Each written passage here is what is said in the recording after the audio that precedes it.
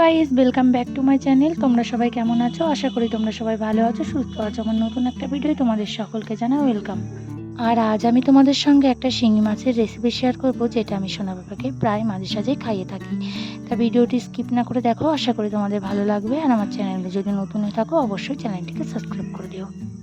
আর এখন কিন্তু ঘড়িতে বাজে ওই সকাল 10টা। এখন থেকেই আমি আমার আজকের ব্লগটা স্টার্ট করছি।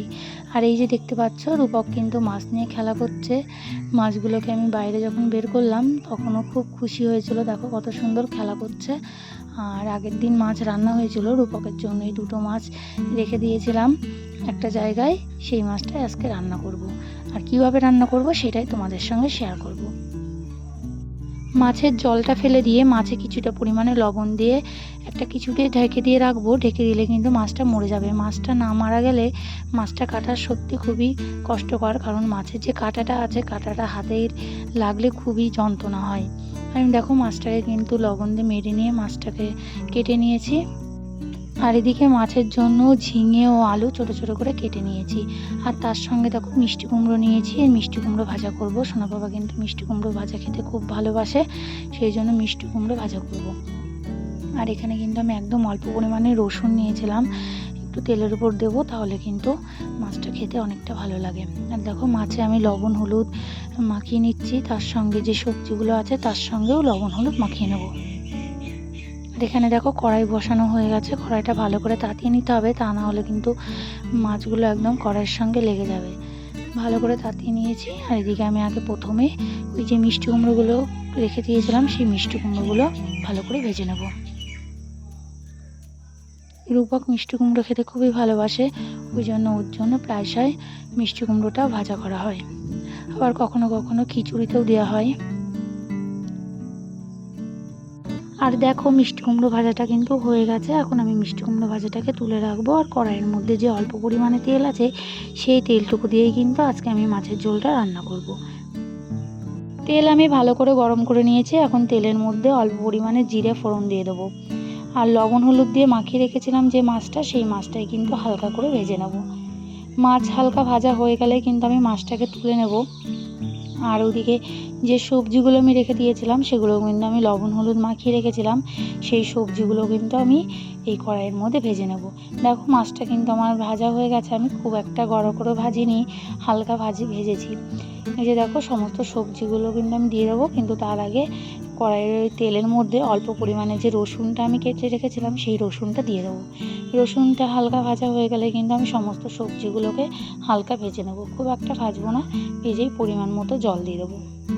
এইভাবে মাছ রান্না করে খাওয়ালে কিন্তু বাচ্চাদের পক্ষে খুবই পুষ্টিকর। যে সমস্ত বাচ্চাদের ওজন একদম কম এবং কিছু কিছু বাচ্চারা একদমই খেতে চায় না, সেই সমস্ত বাচ্চারা কিন্তু খাবার খেয়ে নেবে।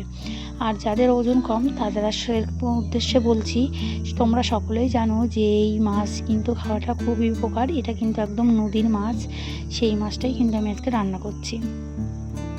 দেখো আমি জল দিয়ে দিয়েছি। এর মধ্যে কিন্তু এখন পরিমাণ মতো লবণ হলুদ আর একদম অল্প পরিমাণে গোলমরিচের গুঁড়ো দিতে পারো। যে সমস্ত বাচ্চারা ঝাল খেতে পারে না তারা কিন্তু গোলমরিচের গুঁড়োটা না দিলেও হবে, কিন্তু রূপক হালকা গোলমরিচের গুঁড়ো দিলে খেলে কোনো রকম প্রবলেম হয় না, সেই জন্য আমি দিয়ে থাকি। তোমরা চাইলে ওটা স্কিপও করতে পারো, আবার দিতেও পারো। আর এখানে কিন্তু আমি আজকে এই মাছের সঙ্গে সোনা বাবাকে ভাত দেবো। আমরা যে ভাতটা খেয়েছি সেটা তো খেতে পারে না, একটু শক্ত মতো হয়, সেই জন্য প্রেশার কুকারের মধ্যে একদম অল্প পরিমাণে জল দিয়ে আমি ভাতটাকে 2 থেকে 3টে সিটি দিয়ে নেবো। আর এই দেখো মাছের ঝোলটাও আমি নিভা আছে দিয়ে ঢেকে দেবো। আর ওদিকে আমি সোনা বাবাকে স্নান করাতে চলে যাব। এই যে দেখো সোনা বাবা কিন্তু স্নান করতে চলে এসেছে। ওই এখন বাজে 12টা মতো। গরমকাল, সেই জন্য স্নান করাতে দেরি হয়ে যায়। এই দেখো আমি সুতল দিয়ে ওকে স্নান করে দিচ্ছি। গরম যেহেতু অনেকটা পড়েছে, বাচ্চাদের প্রায়শই ঘামাসির প্রবলেম হয়, ওদের তো হবেই, কারণ ওরা সব সময় এক জায়গায় স্থিরভাবে বসে থাকে না, সেই জন্য ঘামাচির প্রবলেম হয়ে থাকে। এই সুতলটা দিয়ে স্নান করালে বাচ্চাদের ঘামাচিও হয় না। দেখো স্নান করানোর সময় কি অসুবিধা হচ্ছে, কারণ ভিডিও ধরে দেওয়ার কেউ নেই। আর ওদিকে আমি তো এক হাতে ওর সঙ্গে পাচ্ছিও না। দেখো স্নান করানোর সময় কি করছে।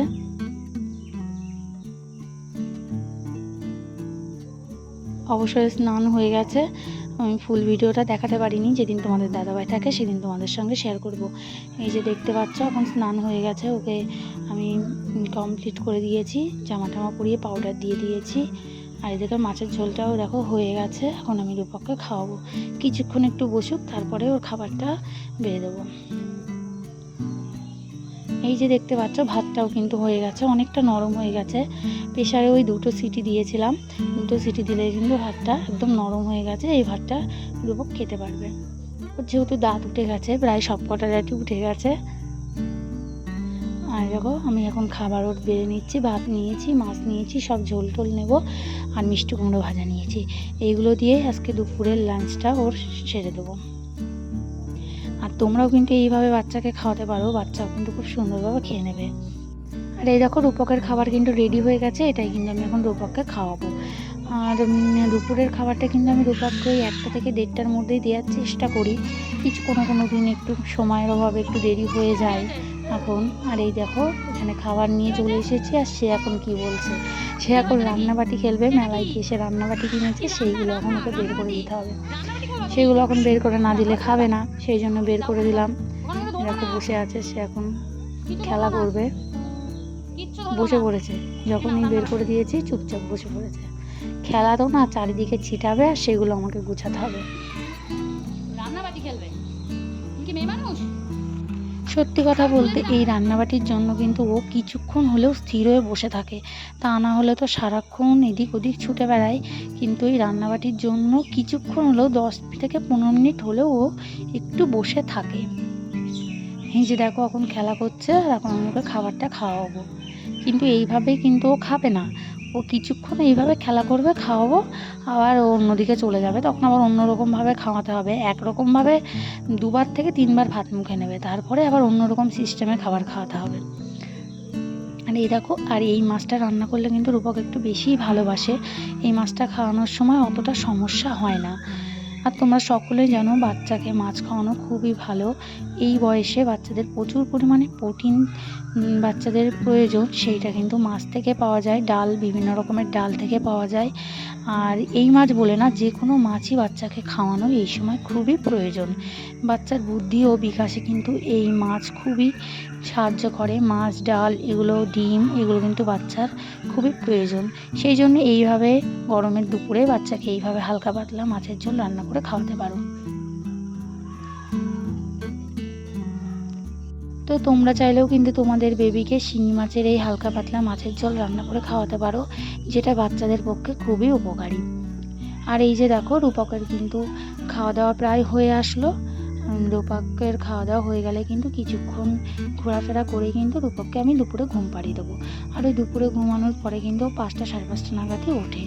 এই যে দেখো খাওয়া দাওয়া হয়ে গেছে, এখন আমি রূপককে জল খাইয়ে দিচ্ছি। জল খাওয়ানোর কিছুক্ষণ পরে ওকে আমি ঘুম পাড়িয়ে দেবো। তো বন্ধুরা, আমার শিঙি মাছের রেসিপিটা তোমাদের কেমন লাগলো অবশ্যই কমেন্টে জানাবে। ফিরছি নতুন একটা ভিডিও নিয়ে, ততদিন তোমরা সকলে সুস্থ থেকো, ভালো থেকো।